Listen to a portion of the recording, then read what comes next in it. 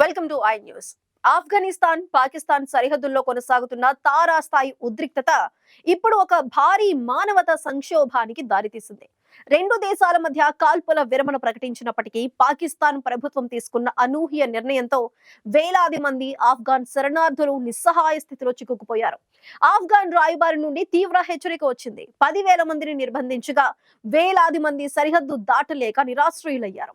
సరిహద్దుల్లోని హృదయ విదారక దృశ్యం వెనుకున్న టెన్షన్ ఏమిటో చూద్దాం.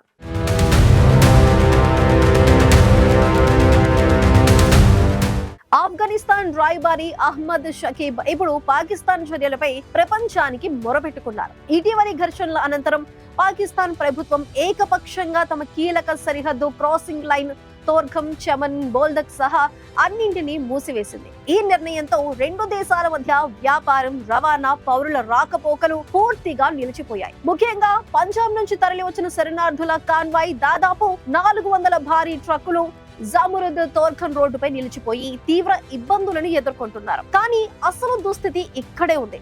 పాకిస్తాన్ అధికారులు దాదాపుగా 10,000 మంది ఆఫ్ఘాన్ శరణార్థులను అదుపులోకి తీసుకున్నారు. వారిని డిటెన్షన్ సెంటర్లకు తరలించారు. ఈ చర్య మానవ హక్కుల ఉల్లంఘన అని, అంతర్జాతీయ నిబద్ధతలకు విరుద్ధమని హక్కుల కార్యకర్తలు ఆందోళన వ్యక్తం చేస్తున్నారు. వేలాది మంది శరణార్థులు అరెస్టు భయంతో ఇళ్లల్లో దాక్కున్నారు. సామాను సర్దుకున్న మూసివేసిన సరిహద్దు కారణంగా వెళ్లలేక నిస్సహాయ స్థితిలో చిక్కుకుపోయారు. కొందరినైతే ఇళ్ల నుంచే వెళ్లగొట్టిన ఘటనలు కూడా నమోదయ్యాయి. ఈ అంతర్జాతీయ ఒత్తిడికి పాకిస్తాన్ స్పందించింది.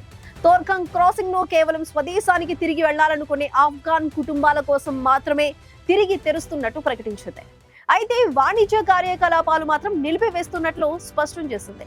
యుద్ధ విరమణ తర్వాత పాకిస్తాన్ కూడా తాము శత్రుత్వాన్ని పెంచుకోవటానికి సిద్ధంగా లేమని, అయితే ఆఫ్ఘాన్ గడ్డపై నుంచి కార్యకలాపాలు సాగిస్తున్న ఉగ్రవాదులపై తాలిబాన్ పాలకులు కఠిన చర్యలు తీసుకోవాలని కోరింది.